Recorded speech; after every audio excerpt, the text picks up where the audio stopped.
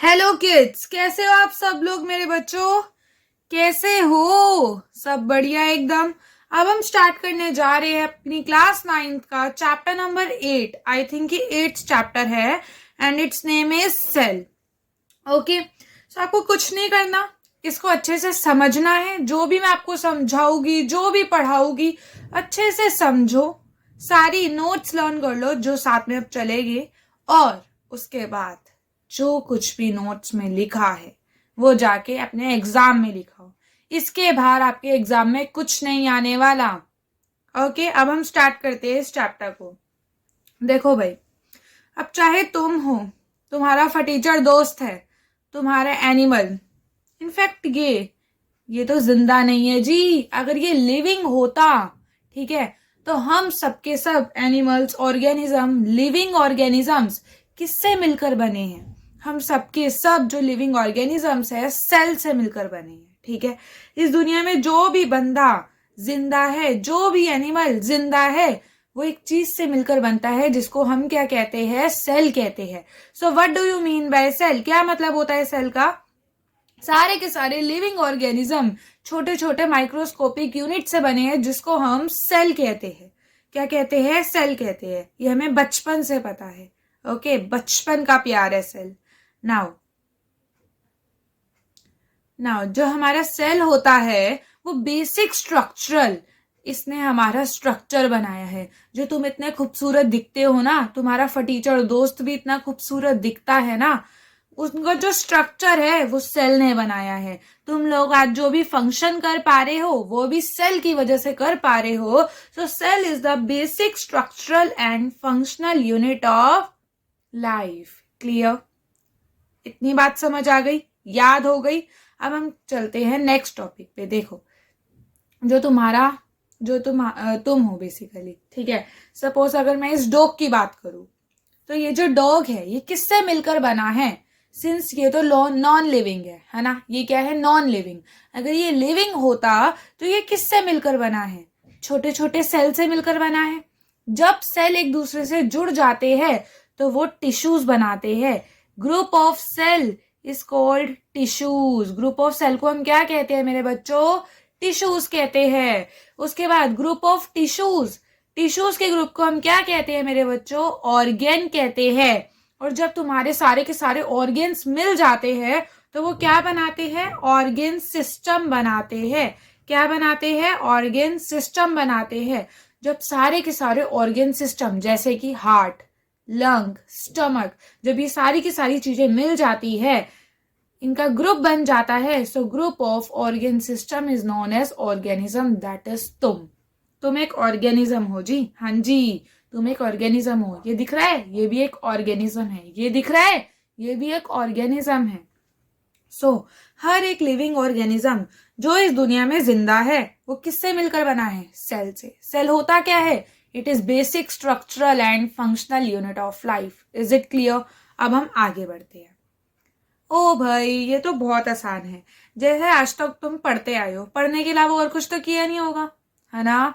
जैसे तुम पढ़ते आए हो, तो अगर हम सेल के बारे में पढ़े, सेल के स्ट्रक्चर कि वो किससे मिलकर बना है और कॉम्पोजिशन उसमें क्या क्या है, सो अगर हम सेल के स्ट्रक्चर और कॉम्पोजिशन को स्टडी करते हैं तो इसको हम साइटोलॉजी कहते हैं। The study of structure and composition of cell is known as cytology. Is it clear? Clear? Question आएगा 1 मार्क्स में। चलो बताओ जी, साइटोलॉजी क्या है? तो लिखाओगे सेल के स्ट्रक्चर को स्टडी करना है और कॉम्पोजिशन को स्टडी करना है, इसी को ही हम साइटोलॉजी कहते हैं। अब सेल की डिस्कवरी करी किसने है? कौन वो महान इंसान है जिसकी वजह से आज हमको ये सेल पढ़ना पड़ रहा है? हाँ जी बेटा, वो महान इंसान रोबर्ट हुक था। कौन था? रोबर्ट हुक था। तो वो बंदा जो पागल हो गया था और जिसने सेल निकाल दिया था, वो हमारे महान साइंटिस्ट रोबर्ट हुक थे। उन्होंने लिविंग सेल को डिस्कवर नहीं किया था, उन्होंने डेड सेल को डिस्कवर किया था। उन्होंने क्या लिया? कॉर्क ली। कॉर्क, ठीक है। कॉर्क क्या होता है? जो आपका पेड़ होता है, पेड़ का जो बाहरी हिस्सा होता है जिसको आप वुड के नाम से जानते हो, उसका उन्होंने एक पार्ट उतारा जिसको हम कॉर्क कहते हैं। अगर मैं ये दिखाऊं तो ये देखो कुछ ऐसा सा, ये तो बहुत पतली स्टेम है। अगर हम मोटा सा ले ले तो उसको कॉर्क कहेंगे। रोबोट हुक वहां से जा रहे थे, उन्होंने देखा कि हाँ भाई, अब ये कॉर्क मिलकर किससे बना है, किससे मिलकर कॉर्क बना है, आखिर इस कॉर्क को बनाया किसने है। तो वो एक माइक्रोस्कोप ले आया, बहुत पुराना माइक्रोस्कोप था वो, कंपाउंड माइक्रोस्कोप नहीं था, सिंपल माइक्रोस्कोप था, ठीक है। सो रोबोट हुक गया, सिंपल माइक्रोस्कोप ले आया और कॉर्क को छानबीन करने लगा, और उसके बाद उसको एक थिन डेड स्लाइस कॉर्क में से क्या मिला, सेल मिला। उसको एक बहुत छोटे छोटे से स्ट्रक्चर्स दिखे जो डेड सेल्स थे, ठीक है। तो इस तरह से रोबोट हुक ने हमारे सेल की डिस्कवरी कर दी। जो सेल उसने निकाला था वो डेड सेल था, और ये पहला साइंटिस्ट था सेल को निकालने वाला। ये एक्सपेरिमेंट 1665 में हुआ था। ये क्वेश्चन बहुत बार पूछा जाता है, सो जस्ट लर्न इट। उसके बाद अब आ जाओ मेरे बच्चों, फर्स्ट फ्री लिविंग सेल। अब ये जो फ्री लिविंग सेल है ये निकला कहां से, गेस कर सकते हो कहां से निकला? देखो मैं आपके सामने एक चीज ला रही हूं, वहीं से ही निकला ये। देखो मेरे बच्चों, क्या आप देख पा रहे हो? ये क्या है? वाटर है। इसी तरह का वाटर था, कहां पर था? पॉन्ड में था। सो पॉन्ड वाटर से ल्यू वैन हुक ने आपका लिविंग सेल निकाल दिया। हाँ जी मेरे बच्चों, ल्यू वैन हुक ने लिविंग सेल को डिस्कवर किया 1674 में। सो एल से लिविंग, एल से ल्यू वैन हुक। सो लिविंग सेल को डिस्कवर करने वाला ल्यू वैन हुक था, वेयर एज डेड सेल को डिस्कवर करने वाला रोबोट हुक था। रोबोट हुक ने कहां से डिस्कवरी करी, जल्दी बताओ, याद हो गया? यस, बहुत सही, डेड स्लाइस ऑफ कॉर्क से। And Leeuwenhoek pond water में घुस गया था सेल को डिस्कवर करने के लिए, और पॉन्ड वाटर से उसे कौन से सेल मिले? लिविंग सेल मिले। एग्जैक्टली। अब जो तुम्हारा सेल होता है जी, वो बनता किससे है? बताओ मेरे बच्चों, सेल किससे बनता है? तुम सबको पता है सेल एक गोल सा स्ट्रक्चर होता है ना? सेल क्या होता है? गोल सा स्ट्रक्चर होता है। अब गोल सा स्ट्रक्चर है, जो इसके बाहर होगी मेम्ब्रेन होगी, इसके बाहर एक बाउंड्री है, उसको हम सेल मेम्ब्रेन कहते हैं, ठीक है। जो सेल के बाहर एक बाउंड्री होती है उसको हम क्या कहते हैं? सेल मेम्ब्रेन या फिर प्लाज्मा मेम्ब्रेन। अब आप सबको पता है सेल के अंदर एक बहुत छोटा सा न्यूक्लियस भी प्रेजेंट होता है। दिख रहा है मेरे बच्चों आपको? सेल के अंदर एक बहुत छोटा सा न्यूक्लियस भी प्रेजेंट होता है। सेल मेम्ब्रेन और न्यूक्लियस के बीच में ये जो फ्लूइड वाला स्ट्रक्चर होता है, इसको हम क्या कहते हैं? प्रोटोप्लाज्म या फिर साइटोप्लाज्म। क्या कहते हैं मेरे बच्चों? हम इसे साइटोप्लाज्म या फिर protoplasm. So now we are going to study about protoplasm और साइटोप्लाज्म, ठीक है। सबसे पहले पानी पी लो, दिमाग खोल कर बैठो। प्रोटोप्लाज्म जल्दी से याद करो, मेरे साथ साथ याद करो। यस गाइस, जो प्रोटोप्लाज्म होता है वो बहुत सारे केमिकल से मिलकर बनता है। प्रोटोप्लाज्म एक फ्लूइड स्ट्रक्चर है जो सेल मेम्ब्रेन और न्यूक्लियस के बीच में पाया जाएगा। ये रही तुम्हारी सेल मेम्ब्रेन, ये रहा तुम्हारा न्यूक्लियस, इसके बीच में जो फ्लूइड सा स्ट्रक्चर मिलेगा उसको हम क्या कहेंगे? प्रोटोप्लाज्म या फिर साइटोप्लाज्म। अब ये किस किस से मिलकर बनता है? ये बहुत सारे केमिकल से मिलकर बनता है। जैसे कि तुम सबको पता है ये वाटर वाला स्ट्रक्चर है, फ्लूइड स्ट्रक्चर है, तो इसमें वाटर तो होगा ही होगा, इसमें आयंस तो होगे ही होगे, सोल्ट्स भी मिलेंगे और प्रोटीन भी मिलेगा। So water, ion, salt, protein, ये सारी चीजें इसमें प्रेजेंट होती है।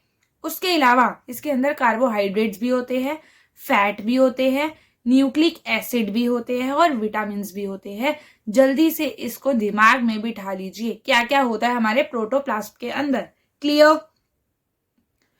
अब ये जो प्रोटोप्लाज्म होता है इसको हम क्या बोलते हैं? सोल जेल स्टेट बोलते हैं। ये सोल की फॉर्म में है, सोल जेल की फॉर्म में, दैट इज लिक्विड की फॉर्म में है। So it exist as sol gel state. Okay, अब तुम्हारा 3 मार्क्स का क्वेश्चन आता है, व्हाट इज सेल थ्योरी, ठीक है। डायरेक्टली ऐसे ही क्वेश्चन पूछा जाएगा, इसी तरीके से मैंने यहाँ पे लिख दिया है। What is cell theory? Cell theory किसे कहते हैं मेरे बच्चों? जल्दी बताओ, जल्दी। सेल थ्योरी क्या होती है? सबसे पहले हम पढ़ने जा रहे हैं सेल थ्योरी क्या होती है, ठीक है। उसके बाद इस सेल थ्योरी को दिया किसने था? तो देखो, सेल थ्योरी को 2 साइंटिस्ट ने मिलकर दिया था। जो सेल की थ्योरी थी वो 2 साइंटिस्ट ने बनाई थी। एक का नाम था सैक क्लिंडन और एक का था सैक वन। इसकी प्रोनाउंसिएशन अलग अलग हो सकती है, so don't mind the pronunciation, आपको बस इसकी स्पेलिंग्स याद करनी है और इन जर्मन साइंटिस्ट का नेम याद रखना है। इनका नेम आपकी तरह इजी नहीं है बच्चों, बट फिर भी इतना मुश्किल भी नहीं है, you can learn it easily. Now इन्होंने कहा क्या था, इन्होंने कहा था कि जो भी प्लांट होगा, ठीक है, प्लांट भी लिविंग होते हैं, सबको पता है। जो भी एनिमल होगे, एनिमल भी लिविंग है, सो जो भी प्लांट्स होगे और एनिमल्स होगे वो सेल से मिलकर बने हैं। कोई भी प्लांट, कोई भी एनिमल जो होगा वो सेल से मिलकर बनेगा। So all plants and animals are composed of cell. पहला पॉइंट याद हो गया सेल थ्योरी का। सेल थ्योरी में सबसे पहले यही बताया गया था, सारे प्लांट्स और एनिमल्स सेल से मिलकर बने हैं। नेक्स्ट, जो सेल होता है वो बेसिक यूनिट ऑफ लाइफ होता है, ठीक है। थर्ड पॉइंट, सारे के सारे सेल जो होते हैं वो प्री एग्जिस्टिंग सेल से निकलते हैं। कैसे? अगर तुम्हारा एक सेल पहले से एग्जिस्ट कर रहा है, अगर ये एक सेल है, ये सबसे पहले बना, जो दूसरा सेल बनेगा वो भी इसी से ही मिलकर बनेगा। So cell always arise from pre existing cell. What I am saying, cells always arise from pre existing cell. तो इसी तरीके से आपके ग्रुप ऑफ सेल बनते जाएंगे और इसी तरीके से हमारी पूरी की पूरी सेल थ्योरी फिनिश हो गई। ये 3 मार्क्स का क्वेश्चन तुम्हारी जेब में होगा। क्लियर?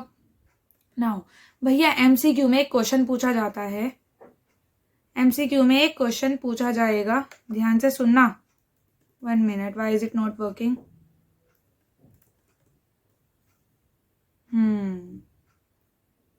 हाँ, सो एमसीक्यू में ये पूछा जाता है कि बताओ सेल थ्योरी की एक्सेप्शन क्या थी। ऐसा कौन सा ऑर्गेनिज्म है जो सेल की थ्योरी को फॉलो नहीं करता? तो हम बोलेंगे वायरस। भैया वायरस लिविंग नहीं होते, वायरस बाहर नॉन लिविंग होते हैं, हमारी बॉडी के अंदर आके लिविंग हो जाते हैं। So basically virus are non living organism. So virus never follow this cell theory. तो सेल थ्योरी का एक ही एक्सेप्शन है, दैट इज वायरस। क्लियर? 2 तरह के सेल है तुम्हारी जिंदगी में, 2 तरह के सेल होते हैं। एक होते हैं प्रोकैरियोटिक सेल, एक होते हैं यूकैरियोटिक सेल। अगर हम बात करें प्रोकैरियोटिक सेल क्या होता है, भैया प्रोकैरियोटिक, पी से पुराना। सो प्रोकैरियोटिक का मतलब है जो ऑर्गेनिज्म होते हैं, पुराने ऑर्गेनिज्म, प्रिमिटिव ऑर्गेनिज्म, वो एक सेल से मिलकर बनते हैं, जिसको हम प्रोकैरियोटिक सेल कहते हैं। यूकैरियोटिक मतलब नया, यू का क्या मतलब होता है? नया। सो यूकैरियोटिक सेल्स हमारे अंदर प्रेजेंट है। जो भी वेल डेवलप्ड ऑर्गेनिज्म है, एनिमल है, उन सब के अंदर यूकैरियोटिक सेल प्रेजेंट होंगे। प्रोकैरियोटिक सिर्फ अमीबा में प्रेजेंट होगा और बहुत प्रिमिटिव ऑर्गेनिज्म में प्रेजेंट होगा, वेयर एज यूकैरियोटिक हम सब में प्रेजेंट होंगे। कोई भी एनिमल, कोई भी बर्ड, कोई भी रैट, कुछ भी, और तुम भी, इनफैक्ट तुम भी मेरे बच्चों, तुम भी, तुम्हारे अंदर भी कौन से सेल्स होंगे? यूकैरियोटिक सेल्स होंगे। ओके, प्रोकैरियोटिक तो पुराने ऑर्गेनिज्म में थे, प्रिमिटिव ऑर्गेनिज्म जो बिल्कुल छोटे छोटे ऑर्गेनिज्म हैं, ठीक है, उनमें होते हैं प्रोकैरियोटिक, दैट इज अमीबा। चलो फटाफट से हम प्रोकैरियोटिक और यूकैरियोटिक में डिफरेंस देख लेते हैं। ये डिफरेंस में क्वेश्चन पूछा जाता है। जो प्रोकैरियोटिक सेल होते हैं वो बहुत छोटे होते हैं साइज में।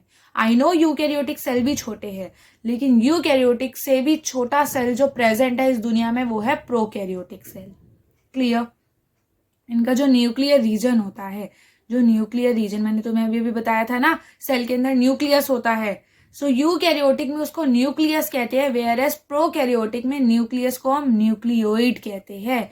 एमसीक्यू में क्वेश्चन आता है कि प्रोकैरियोटिक सेल में न्यूक्लियस प्रेजेंट होता है या न्यूक्लियोइड प्रेजेंट होता है? You will write prokaryotic cell में न्यूक्लियोइड प्रेजेंट होगा। और न्यूक्लियोइड है तो क्या उसके ऊपर कोई न्यूक्लियस की मेम्ब्रेन होगी? नहीं होगी। So it does not have any kind of nuclear membrane.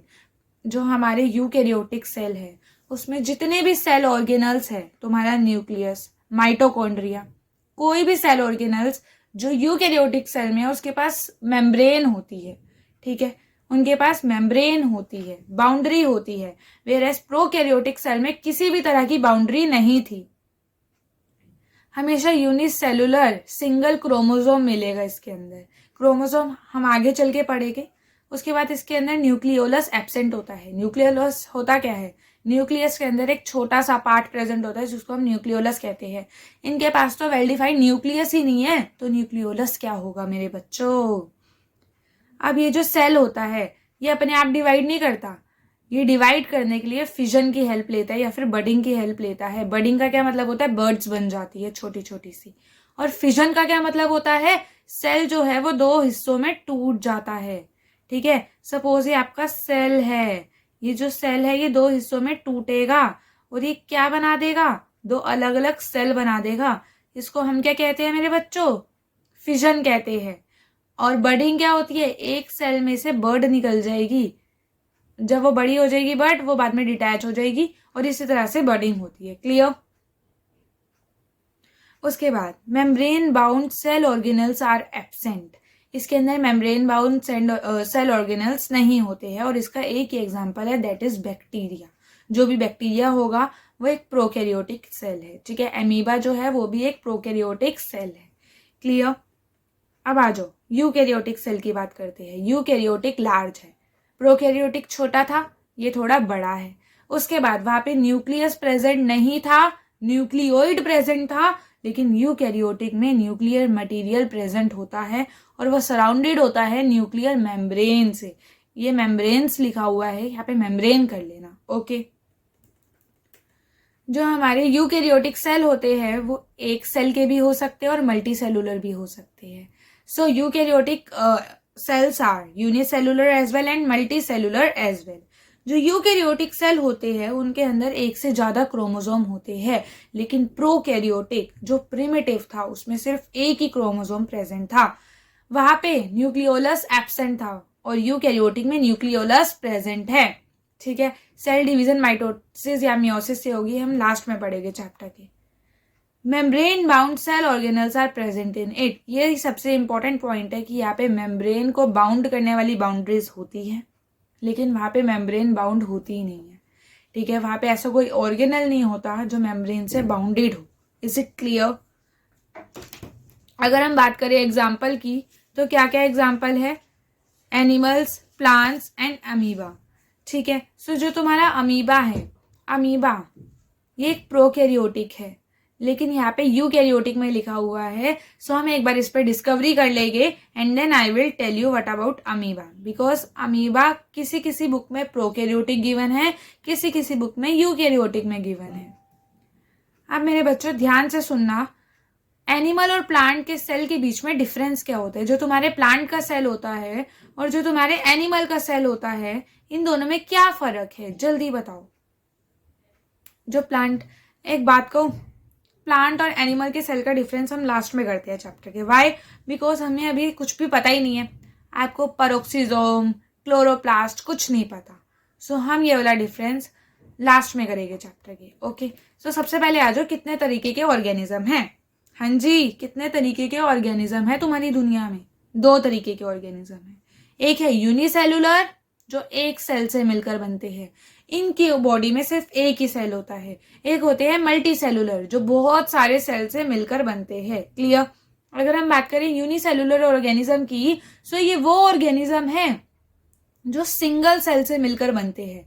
कितने सेल से मिलकर बनेंगे मेरे बच्चों, सिंगल सेल से।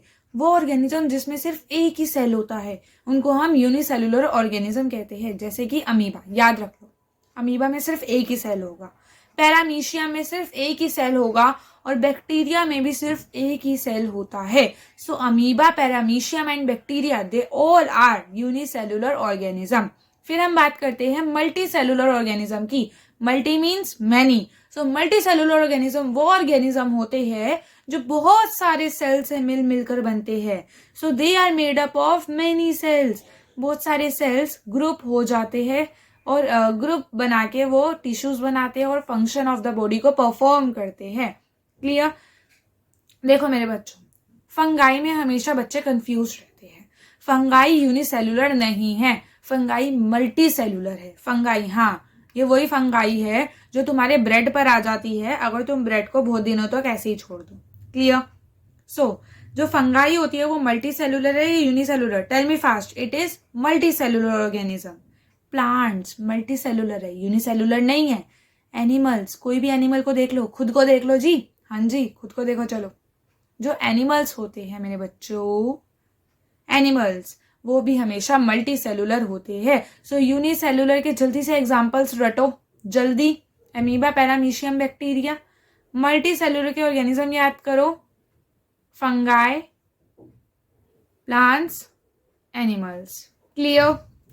सेल की शेप, हाँ, कुछ लोग सोचते हैं सेल हमेशा गोल होता है, तुम गलत हो। सेल हमेशा गोल नहीं होता। सेल लंबा भी हो सकता है, डिस्कोइड शेप का भी हो सकता है, गोल भी हो सकता है। सो सेल के फंक्शन पर सेल की शेप वेरी करती है, ठीक है। So cells are of variable shapes and size. Cell का साइज भी अलग हो सकता है और सेल की शेप्स भी अलग हो सकती है, उनके फंक्शंस पे डिपेंड करता है। So that vary according to their function position. Clear? Generally cells are, भाई ज्यादातर सेल्स स्फेरिकल होते हैं, मतलब गोल होते हैं, but they may be elongated, लेकिन वो लंबे भी हो सकते हैं। जैसे तुम्हारा नर्व सेल, कौन सा सेल मेरे बच्चों? Nerve cell. जो तुम्हारी नर्व्स के अंदर सेल प्रेजेंट होते हैं वो लंबे होते हैं, वो इलोंगेटेड होते हैं, ये तुम्हें याद रखना है। ब्रांच्ड पिगमेंटेड और डिस्कोइडल शेप, आरबीसी। आरबीसी मतलब रेड ब्लड सेल, जो तुम्हारे ब्लड को रेड कलर देता है उसको हम आरबीसी कहते हैं, ठीक है। वो सेल जो तुम्हारे ब्लड को रेड कलर का बनाता है उनको हम बोलते हैं रेड ब्लड सेल। जो रेड ब्लड सेल्स होते हैं वो डिस्कोइडल शेप के होते हैं, डिस्क जैसी शेप के होते हैं, ब्रांच्ड होते हैं और उनके अंदर रेड पिगमेंट होती है, इसलिए वो ब्रांच्ड है, पिगमेंटेड एंड डिस्कोइडल है। इतनी बात याद हो गई।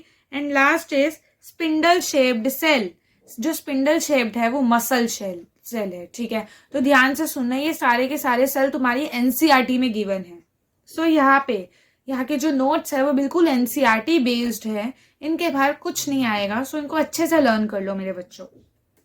अब हम बात करते हैं सेल के साइजेस की, ठीक है। ये क्वेश्चन हर बार पूछा जाता है कि जो तुम्हारा सेल का साइज है वो बताओ, सबसे बड़ा सेल कौन सा है, सबसे छोटा सेल कौन सा है।